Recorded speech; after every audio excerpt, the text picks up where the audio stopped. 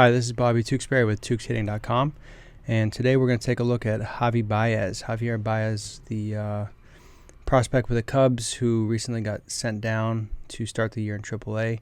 There's a lot of people talking about his swing. He's a hitter that a lot of people ask me about because they see all the movement, they see all the actions, and I think they assume that I'm going to love what he does. And I do love what he does. But I have a lot of concerns about his swing because in baseball there's such a premium on quickness, and when his movements are so big and so aggressive that he's sacrificing ability to be adjustable and be quick because he's got so far to go so late. So let's take a look at his stats first. I got his minor league stats right here. So in minor league ball, he did well. I mean, I think the 2012 season, hit 294. He had some power numbers. 2013, 37 total homers right there with the 282 average. That's when he, started becoming, I guess, famous for his power. And last year he got called up and he had 23 homers. Batting average dropped a little bit. The issue with Baez has been these numbers over here, those strikeout numbers. So 147 strikeouts in 130 games, 130 strikeouts in 130 games. It's a lot of Ks. So his numbers when he was called up last year, again, these huge strikeout numbers over here, 95 strikeouts in 52 games, so almost 2 a game. And his production, obviously at 169, it's not what the Cubs want, not what Cubs fans want. So let's start looking at his swing and see what's going on.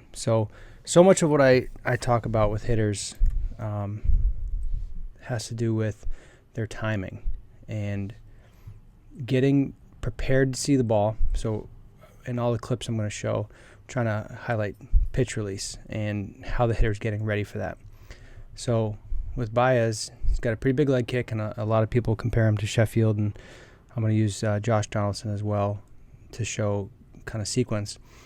But his prep move for release point is, I would say, out of sync. It's not timed well enough. So when the ball is released, he continues to tip this bat out very far, very aggressively, and he gets his back arm really, really high up. So I've got this. There's a zoom in. So again, release point, and this bat just keeps tipping. And this was an off-speed pitch, so imagine, this is going to be, unless he was completely sitting breaking ball here, this is going to be the tip that's going to happen. Back elbow is really high right here. His shoulders are very tilted, so relative to his shoulders, his elbow is not that high, but he's got a long way to go. The way that I look at the swing in terms of length, this bat needs to go, 270 degrees to contact. The back arm is really high, and he's got this bat tipping out kind of as that front foot is reaching for the ground. And when you get that happening that late, a couple things happen. He's creating a ton of leverage. This angle that he's got to work with is massive, and this is where so much of his power is coming from. He is listed at 6 feet 190, which in the big picture is not that big, but he generates so much power. So even when he gets his foot down, which he's landing kind of closed, a lot of times he has that foot kind of slide sideways. His back foot will slide sideways like that, and he's kind of like in ways blocking himself off, but his back arm is so high so late that the bat angle is going to be relative to this back arm, back forearm. So he gets tons and tons and tons of bat speed early, meaning the bat's working away from contact. It's getting more inside the ball, but he's doing it too late. He's doing it too far. So let's keep going to his side view here. We can start to see kind of how far this bat, it's past his head. And he's getting into that kind of toe touch which I don't typically like to use as a checkpoint, but he's getting to the point where he's landing. He's reaching out, and this bat is still so far out, and he's just got a long way to go. He's got a long way to go. So we'll go back. I want to look at some video of him in the minor leagues just to kind of check on what he was like during, earlier in his career, just to see where it's coming from. So he's got the same actions, definitely not getting strided out as far. And this is from Project Prospect. So thanks for this video, guys, for posting and sharing. So the stride length here is nothing compared to what it was in the other video. So if we look at how far he's getting with his stride and how far he's going, if we do that versus this, there's some big change, a lot more aggressive move. But we're going to see the same kind of bat tip, and on that swing he was very late. But we see a lot of that same, where's that swing?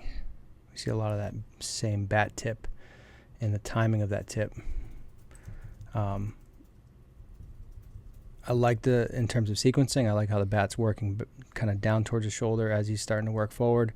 But again, this tip is just really big. You can see how high that elbow is. His elbow's above his head right there. So it's just too far. It's too much. You don't need to go this big. So let's take a look at Baez versus Donaldson. So we're going to see how far Baez gets tipped out versus hitters and Donaldson here. So where JD gets to, he's going to get his hands to come down, and this is before the pitch is coming. This is in preparation for the release of the pitch. So he's got his bat tipped out almost as far as it's going to go. Might go a little bit further depending on his timing. But as this ball is being released, he's going to start working this bat back. So as his front foot's working towards the ground, the bat's getting pretty flat. And this was like I talked to him about this. It was a kind of a backup splitter, kind of hung it, worked back in towards his body. So this was an off-speed pitch too. So he got the bat's kind of flattening out. So by the time his foot is down, the bat, you can kind of see it working. It's kind of blurry, but you can still see what's going on. The bat's right here, kind of by his head. And also, elbow positioning by the time he's landed, elbows work down there. With Baez, let me slide that back over.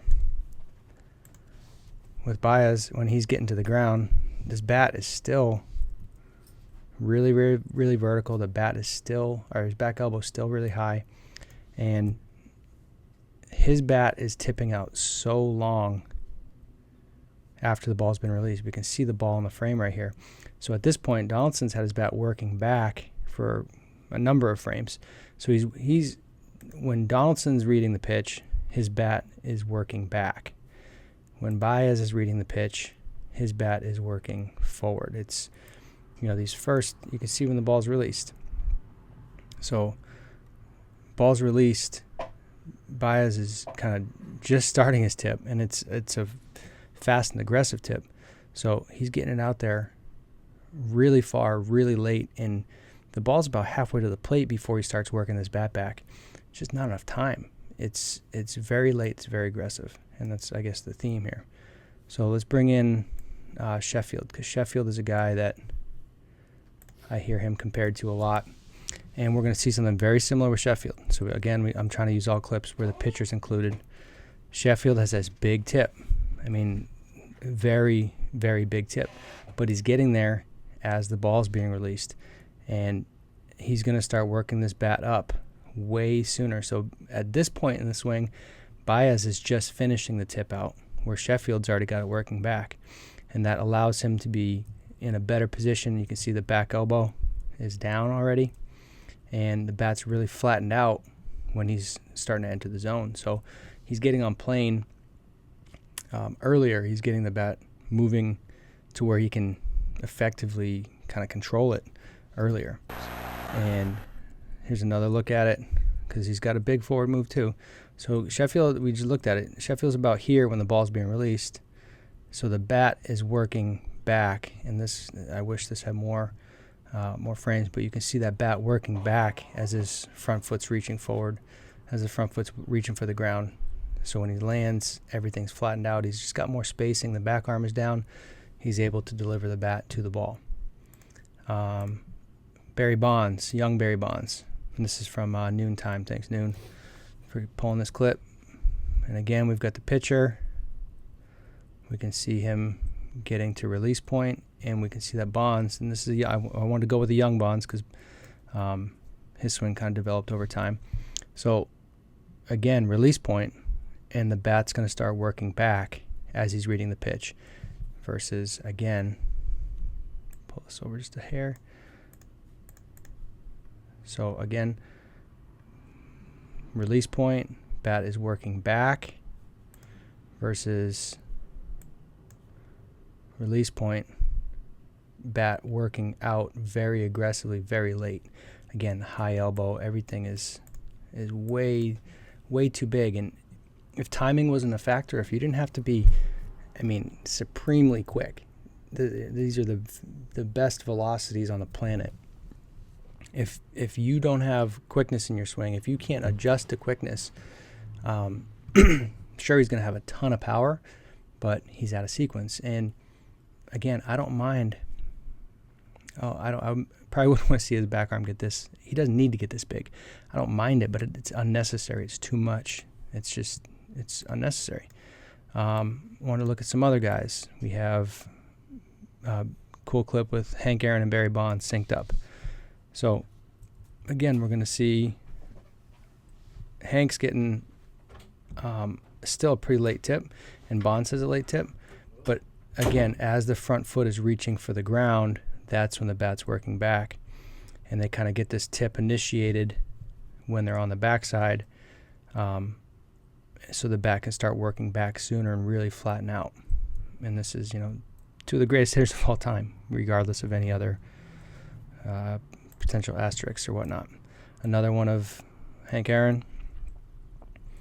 This one I like because it's got the pitcher. So again, bat is tipping out and it's working back way sooner than Baez, way sooner. And that's really what I'm seeing with him. That's the big thing. It's just the timing of it. I got another hitter who has a ton of movement. Just going to flip him around real quick. So this is Kari Skremski, and he's got a ton of bat movement. You can see the bat's starting right here, and he actually starts the bat back before the ball's released. So he's got tons of movement prior to release. And if I were to work with Baez, I would probably have him try to emulate Yaz here and do this style drill to figure out when he can move instead of having this massive movement just kind of happening way too late. Figure out how early you can go. Figure out how to use this really good movement but still also have good timing, because without timing it doesn't matter. So that's what I'm seeing with Baez. That's my read on him. This is Sadahiro Oh, the Japanese all-time leader in homers, and I think he had over 800 homers. Again, another guy who has his bat working back, at least sliding back a little bit as that ball's being released. And you got this guy with obvious athleticism, obvious power. You got to get him on time, because if he's continuing to strike out, he's not going to produce. He's not going to be providing value to the Cubs. He's not going to be helping them win. One more guy, we got Albert Pujols, and another guy where as that front foot he does more of like that toe touch thing. But again, this bat is just working back when Baez would be getting that bat really tipped out. And just another one of Sheffield, just to see it. Where Sheffield, again, this movement, evidenced by history of the game, Sheffield made it work. His timing was very different. So if he's going to do the move, he's got to get it out there sooner. He's got to learn how to control it. The back elbow can't be that high that late. The bat tip can't be that far out that late.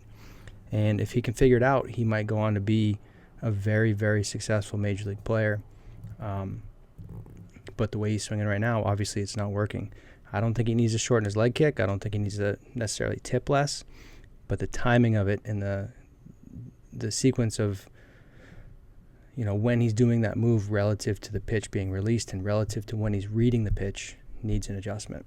So Cubs fans out there, hope Baez can figure this out, get that bat working back sooner, get him on plane sooner. Hitters out there, coaches out there, I hope this is helpful for teaching this stuff. If you've got a player that's trying to implement some things and the timing's off, emulate some guys, try to kind of like borrow the feel of these guys. Get this bat working back a little sooner. Give yourself the time to react to the pitch, and hopefully Baez can get this sorted out because he's obviously a really, really special talent that, I think everybody in baseball wants to see him do well. So those are my thoughts on Baez. Hopefully it helps you guys, and if you have any questions, let me know. Thanks for listening.